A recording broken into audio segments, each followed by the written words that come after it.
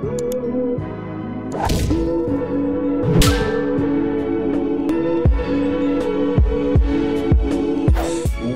up tout le monde, c'est Samuel Denis, pourquoi tu me dis de tourner mon téléphone? Non, je le veux de côté.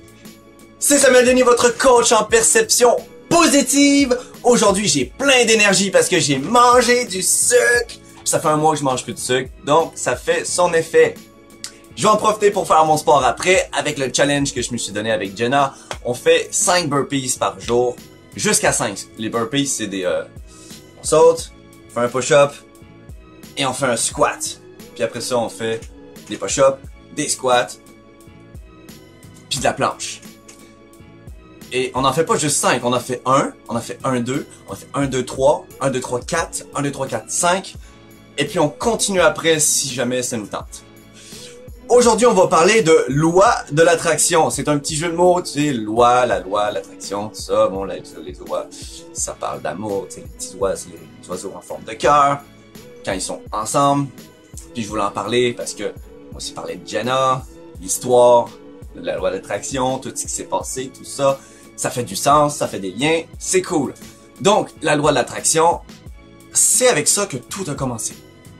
Dans mon parcours entrepreneurial, j'ai regardé le film Le Secret et ça a été intéressant. Déjà, ça m'a piqué ma curiosité profondément parce que dans tout ce qu'on voit dans le film Le Secret, qui est de penser à ce qu'on veut avoir, de se visualiser déjà dans le succès ou dans notre objectif, ou qu'est-ce qu'ils disent, de faire des listes, un tableau de visualisation, écrire nos rêves, puis toutes ces affaires-là, d'avoir toujours une pensée positive, de penser à ce que tu veux au lieu de penser à ce que tu veux pas, parce que si tu penses à ce que tu veux pas, tu vas t'attirer ce que tu veux pas, comme à force de te dire j'ai pas envie d'être malade, il fait froid, c'est l'hiver, j'ai pas envie d'être malade, ben tu vas tomber malade. Et donc, dans le film Le Secret, tout ce qu'ils disent à peu près là-dedans, c'est des choses que mon père me dit depuis que je suis tout petit. Mais on va dire que mon père m'a mis toute l'introduction. Et Le Secret, ça a été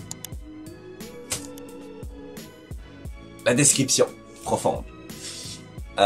Puis après ça, j'ai commencé à lire des livres sur l'avancement personnel, sur le cerveau, l'humain, la compréhension, la perception, toutes ces choses-là.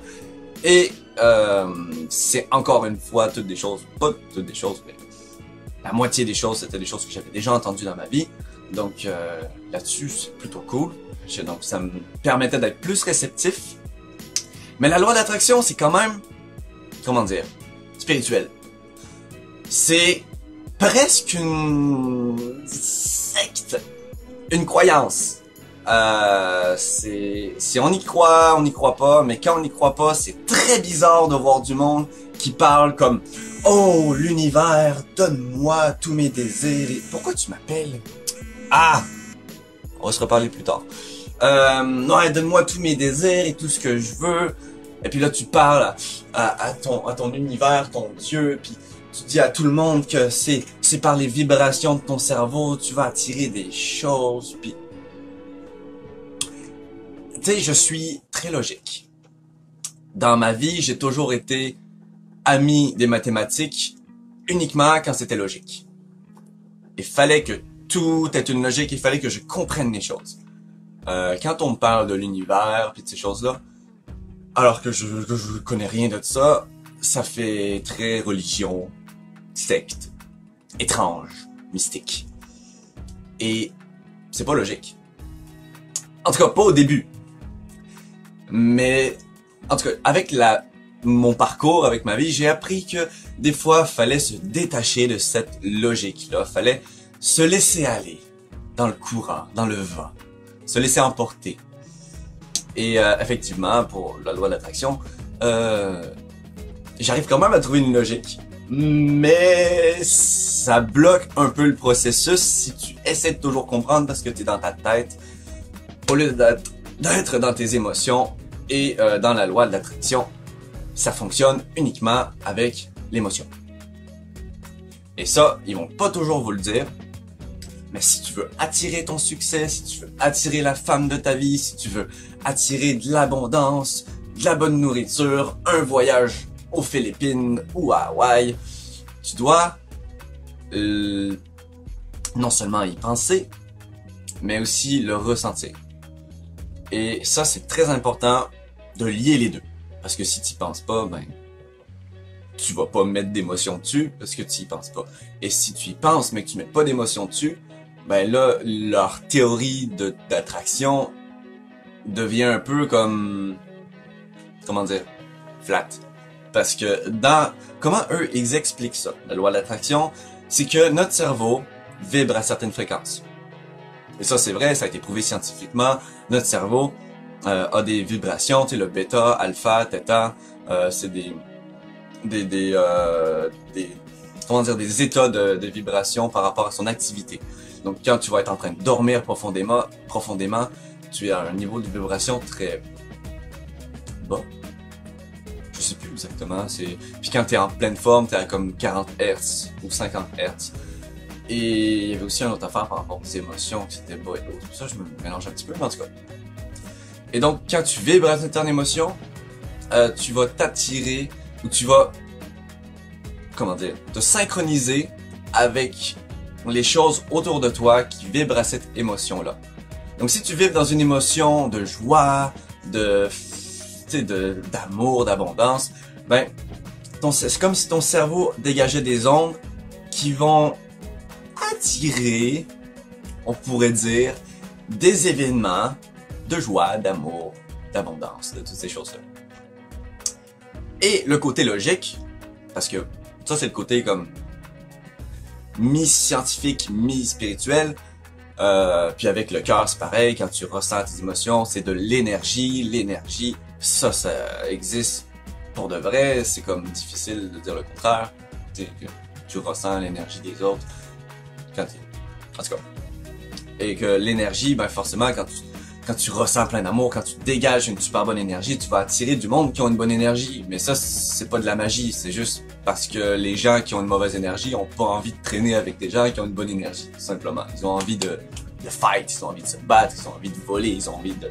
Tu sais, si toi t'arrives en mode Bouddha, puis hey, peaceful, reste calme, prends ton souffle, tout va bien, c'est comme hey, ferme ta gueule, là, moi je vais aller braquer une banque. Fait que ça c'est clair que c'est juste logique. Et peut-être un peu spirituel, mais bon en tout cas. Mais dans le côté logique, de moi ce que j'ai trouvé, en tout cas de moi ce que j'ai compris, c'est que croire en quelque chose, que ce soit Dieu, que ce soit l'univers, que ce soit Allah, que ce soit le prophète, peu importe. Croire en quelque chose de plus grand que soi, qui nous surveille, qui nous aide, et qui nous donne de l'espoir, mais l'espoir c'est pas bon.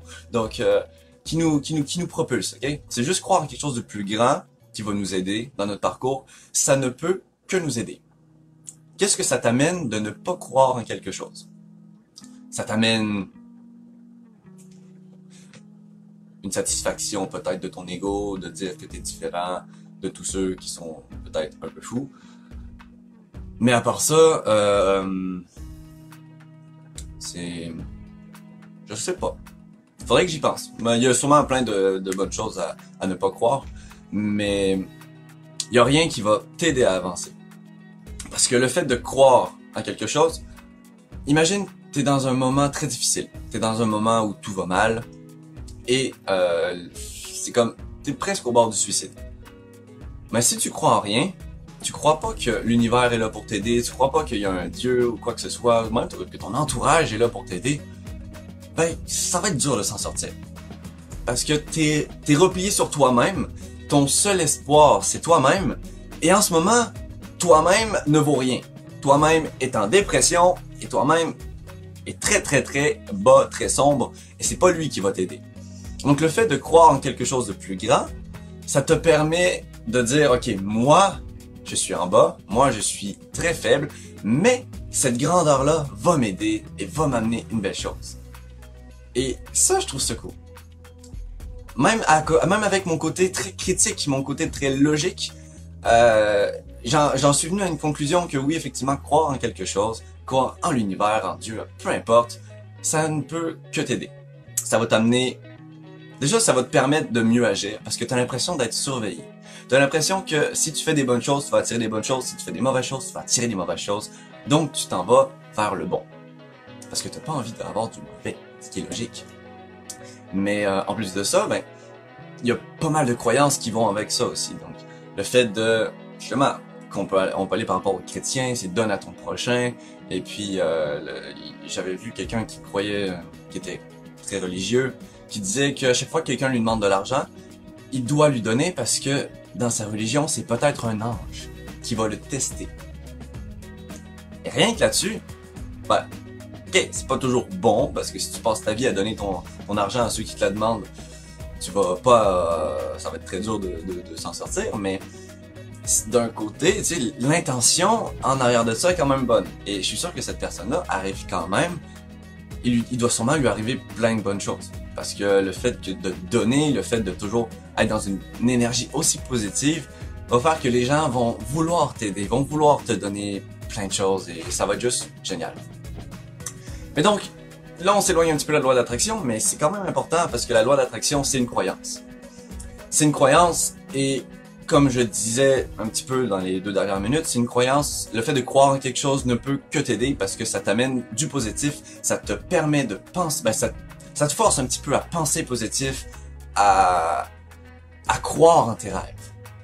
Par exemple, quelqu'un qui vit dans la misère, qui vit dans quelque chose où il n'y a presque aucun espoir de s'en sortir, d'aller plus haut que ses parents, de faire un beau métier ou de faire le tour du monde, voyager, peu importe. Cette personne-là qui vit dans un endroit très reculé, on dit du tiers-monde, peu importe, s'il ne croit en rien, il va juste croire en ce qu'il voit. Et vu qu'il voit pas grand chose, ben, il va pas se donner, tu sais, il va pas autant agir, il va pas autant être ambitieux que quelqu'un qui va croire, on va dire, en l'univers et qui va croire que tout est possible et que tout peut lui arriver et donc il va entreprendre des actions pour aller vers là, pour aller vers son succès, pour aller vers cette vie merveilleuse dont il rêve. Et seulement parce qu'elle croit que c'est possible, elle va agir. Elle va aller vers ça. Elle va commencer à lire des livres, à s'améliorer, à se développer, à prendre des risques pour atteindre son rêve. Pas parce que c'est une croyance, c'est parce que toutes ces choses-là, c'est juste logiquement, c'est juste de la logique que quand tu as un grand rêve et que tu es persuadé que tu vas y arriver et que tu prends le courage de faire ce qu'il faut pour y arriver et que tu agis, forcément tu trouves des opportunités, tu t'exposes à un monde beaucoup plus ouvert, beaucoup plus grand qu'une personne qui va juste rester dans sa chambre à dire que les grandes choses, c'est juste pour les autres et moi ça m'arrivera jamais, donc je ne fais rien. Et la loi d'attraction, ben, sans parler de tout le reste, juste ce côté-là est très bon. Parce que le fait de croire que tu peux devenir président d'une compagnie va te permettre, déjà en plus de développer ton spirituel, parce que tu vas commencer à méditer, tu vas commencer à faire attention à toi, peut-être faire du yoga, tu vas bien manger, tu vas être plus positif envers ton entourage, tu vas mieux gérer tes émotions, tu vas faire du développement personnel, tu vas lire des livres, tu vas juste t'améliorer et tu vas prendre des actions pour atteindre cet objectif-là. En plus de peut-être utiliser 30 minutes minimum de ta journée à écrire ton objectif, à mettre, à te dire des affirmations pour contrôler ton subconscient, puis toutes ces choses-là, toutes les techniques qui sont reliées à cette chose-là. Ben, cette personne-là qui croit fermement qu'il peut atteindre son objectif d'être président de la compagnie, va sûrement le devenir. Parce qu'il va faire tout ce qui est en possession de faire, tout ce qui lui est possible pour atteindre son objectif. Alors que celui qui n'y croit pas, déjà, s'il croit pas en ses rêves, puis qu'en plus il croit pas en la loi de l'attraction ou en ce genre d'outils là qui peut nous aider, c'est clair, c'est sûr et certain qu'il ne va jamais rien faire et qu'il va jamais devenir ce qu'il veut devenir, son rêve. Parce qu'il ne prend pas action. Tu peux très bien t'en sortir dans la vie sans croire une once de ce qui se dit sur la loi de l'attraction, sur les dieux, sur n'importe quelle croyance. Tu peux même croire aux les caca là, les affaires de bizarres. Mais le fait d'avoir une croyance, ça fait juste, c'est un outil bonus qui t'aide. Et donc la loi de l'attraction, j'en ai pas vraiment, je sais pas comment expliquer c'est quoi, c'est juste que tu attires ce à quoi tu penses. Ton cerveau se met dans un état, hey, il y a quelqu'un, Ludivine Pavant, allô. Donc la loi d'attraction, c'est que tu te mets dans une vibe, on va dire, dans une émotion qui va attirer tout ce à quoi tu penses et tout ce que tu ressens. Et là-dessus, c'est super intéressant, c'est super cool, parce que dans la vie de mon père, il a remarqué, avec son expérience, il a remarqué que tout ce qu'il avait vécu, tout ce qu'il avait voulu, il l'a eu.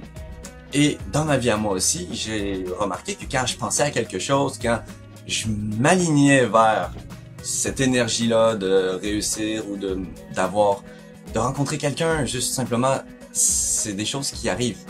Et des fois, c'est tellement des coïncidences étrangement trop parfaites que ça devient bizarre. Et c'est pour ça que je disais au début de la vidéo que je vais vous parler de Jenna, parce que par curiosité, c'est vraiment par simple curiosité.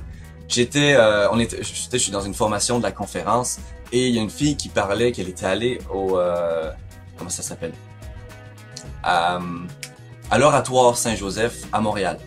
Et l'Oratoire, c'est comme un énorme bâtiment qui est au début du Mont-Royal, donc on est en hauteur et on voit tout Montréal.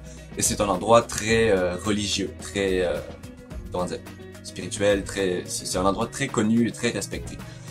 Et elle m'a dit qu'elle était partie là-bas et qu'elle avait demandé de l'aide à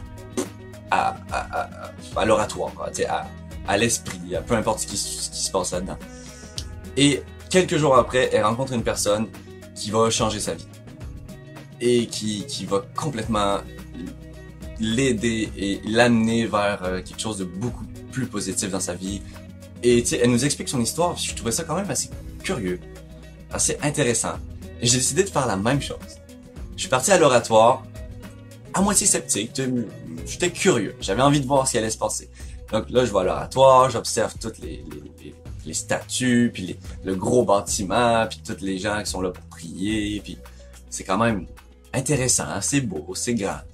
Puis là, je me dis, faut quand même que je fasse quelque chose. Il faut que j'y aille avec une intention. Puis je savais pas vraiment ce que je voulais. Je savais juste que je voulais m'en sortir. Je voulais aller plus loin. Je voulais avoir des réponses, je voulais avoir de l'aide. Et pour la même raison qu'elle, dans le fond, je suis allé là-bas demander, je sais pas comment ni qu'est-ce qui s'est passé, mais juste demander de l'aide ou demander à ce que je rencontre une personne, tu sais, qui pourrait m'amener un petit peu plus loin. Et dans la même semaine, juste avant, j'étais avec mon coach Mitch et il me faisait tu sais, il avait un petit cristal au bout d'une corde, au bout d'une chaîne.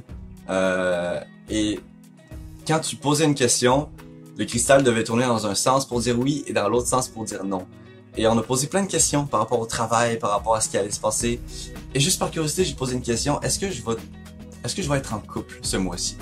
Ça fait 1 an que je suis célibataire, je ne sors jamais. La seule chose que je fais de mon quotidien, c'est travailler sur mes vidéos, travailler sur mon projet, travailler sur mon site internet ou travailler tout court. Je sors jamais, je vais jamais dans les bars, nulle part, je peux pas rencontrer quelqu'un. Et quand on pose la question, ça tourne dans le oui. Là, j'étais très sceptique. Je fais, ok, why not? Pourquoi pas? C'est possible, on sait jamais.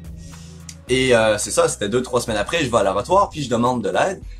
Et c'est dans la même semaine, je rencontre une fille qui vient à Montréal. Elle habite à Toronto. Elle vient à Montréal pour le mariage de sa sœur. Donc, tu sais, j'aurais même pas dû la rencontrer déjà. Et je la rencontre pendant cet événement-là.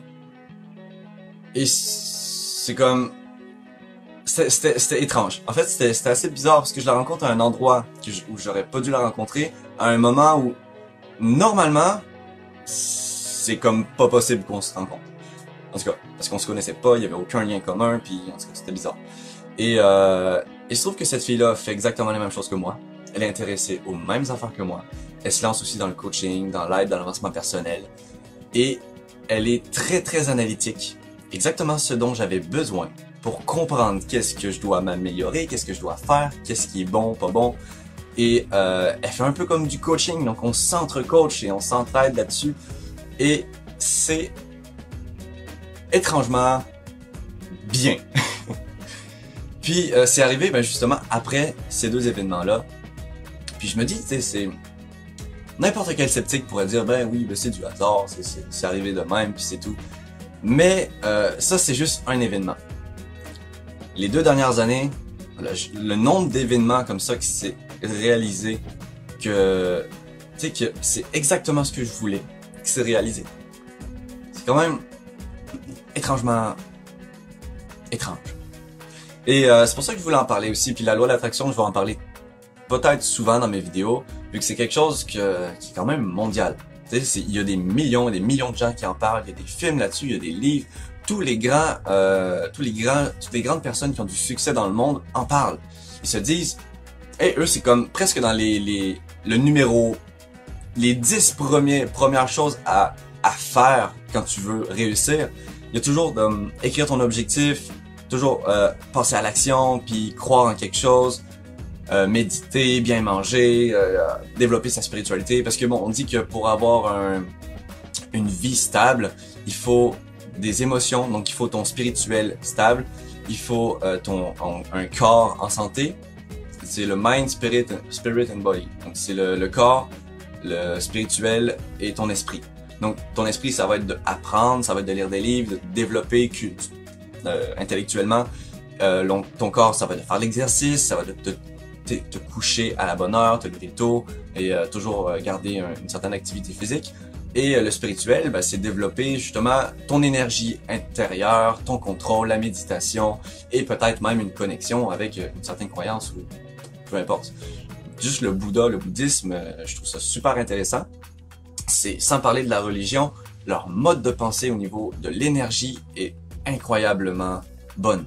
Ça peut aider surtout les femmes qui sont très Ludivine, je sais pas si tu m'entends, mais les femmes qui sont très en général émotionnelles et qui ont souvent beaucoup de mal à contrôler leurs émotions. Le bouddhisme est vraiment quelque chose de merveilleux là-dessus. Dans la spiritualité, dans le mode de pensée bouddhiste, ils disent que autant les émotions positives que négatives devraient être contrôlées. Et que si, par exemple, je te dis quelque chose qui t'énerve et que tu es encore énervé après moi 5 minutes plus tard et 10, 15, 20, 30 minutes plus tard, c'est uniquement de ta faute. Parce que tu choisis de conserver l'émotion. L'émotion, elle est finie. L'énervement, le moment, le trigger, la chose qui a déclenché cette émotion est dans le passé. Donc si toi tu continues à rester négatif et à rester dans une émotion de haine ou de colère, c'est uniquement de ta faute puisque tu conserves cette émotion-là, ce qui est tout à fait normal parce que les gens qui n'ont pas l'habitude de contrôler leurs émotions se laissent aller et ton cerveau est logique. Ton cerveau va toujours chercher à être logique par rapport à ce que tu ressens. Donc si, à cause de n'importe quoi, tu deviens frustré, ton cerveau va donner des raisons, il va t'envoyer plein de pensées, de raisons pour que tu restes frustré. Et même que tu sois encore plus frustré. C'est pour ça que quand on est énervé, on ne pense à rien d'autre que des choses qui nous rendent plus fâchés, plus tristes, ou tu sais, on va se dire, oh, mais c'est vraiment de la merde ce qu'on fait, c'est vraiment mauvais, puis tous les gens qui m'entourent, c'est des cons, c'est tout ça. Et tu sais, quand on est dans un mood, dans une émotion négative, c'est très difficile de s'en sortir parce que ton cerveau logique nourrit ton émotion. Autant que quand t'es positif, tout va bien, le monde va bien, tu penses à ton avenir, puis tout va bien se passer, puis les examens, puis tout ça, tout marche correctement. Et la chose la plus dure à faire justement dans cette émotion, dans cette mentalité bouddhisme, c'est de commencer à penser positif quand t'es dans une émotion négative. Et je l'ai testé une fois, plus qu'une fois, avec d'autres personnes qui s'énervaient très facilement. Ça a été très long avant qu'ils l'appliquent, mais quand ils l'appliquaient, ça marchait. La personne, elle était très négative, puis elle commençait à se rabaisser elle-même, puis à dire qu'elle était vraiment mauvaise, puis tout son entourage, personne n'encourage, puis tout, tu sais, la vie c'est de la merde. Et je lui ai dit de noter sur une feuille de papier tout ce qu'elle aimait dans son entourage et dans son présent. Elle avait pas du tout envie de le faire, mais absolument pas du tout. Mais elle l'a fait. Puis à contre-cœur, évidemment, elle l'a fait, elle a écrit comme « J'aime ma maison, j'aime le fait que je suis avec toi en ce moment, j'aime mes parents qui m'aident, puis tout. » Et ça n'a pas pris 1 minute qu'elle a changé son émotion. Elle est devenue beaucoup plus calme, beaucoup plus positive, et elle a retrouvé son sourire. Et le fait, tu sais, c'est comme, tu contredis ton cerveau avec des pensées positives et une émotion négative. Ce qui fait que ton cerveau va prendre le plus logique, qui est ta pensée active, et va commencer à nourrir tes émotions positives. Et là-dessus, ben, c'est quelque chose qui est super intéressant. Puis intéressez-vous au bouddhisme juste pour leur mode de pensée. C'est génial. Et donc, par rapport à la loi de l'attraction, là, je suis parti un peu loin, mais c'est ça. C'est croire en quelque chose de plus grand que nous, qui nous aide. Croire en juste le fait que quelque chose, la vie, Dame Nature, l'univers, Dieu, peu importe comment tu veux l'appeler, quelque chose nous aide dans notre chemin. Si tu es dans le bon chemin, tu t'en vas vers ta passion, vers ta destinée. Il va se passer plein de choses qui vont t'aider à atteindre cet objectif-là. Et regarde, depuis que j'ai trouvé ma passion qui était qui est de faire de l'avancement personnel, d'apprendre des choses aux gens, d'être coach, conférencier, il se passe énormément de choses qui m'amènent à faire du coaching, de la conférence. Je rencontre des conférenciers et je me suis trouvé 5 coachs.